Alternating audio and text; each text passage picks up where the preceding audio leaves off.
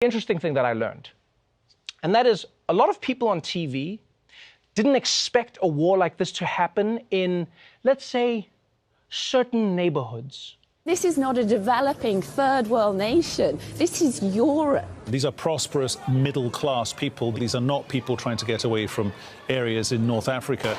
They look like any European family that you would live next door to. What could be a difference here from other conflicts, that could seem very far away, in Africa or Middle East or whatever. I mean, these are Europeans that we're seeing being killed. This isn't a place, with all due respect, like Iraq or Afghanistan. This is a relatively civilized, relatively European, I have to choose those words carefully too, city where you wouldn't expect that or hope that it's going to happen.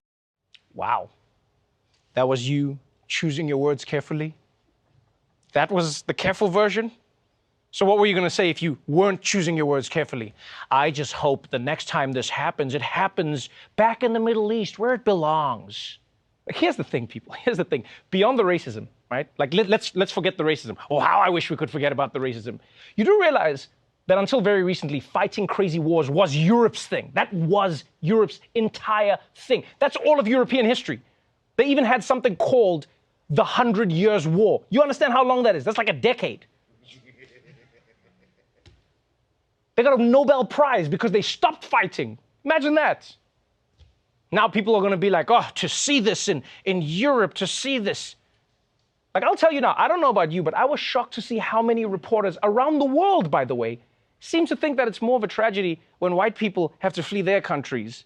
Because I guess what? The darkies were built for it? I mean, you see how they run in the Olympics, Peter. Clearly, God has given them this talent for a reason. I totally agree. I mean, even if this wasn't a war, these people would probably be fleeing their homes for fun. It's just who they are.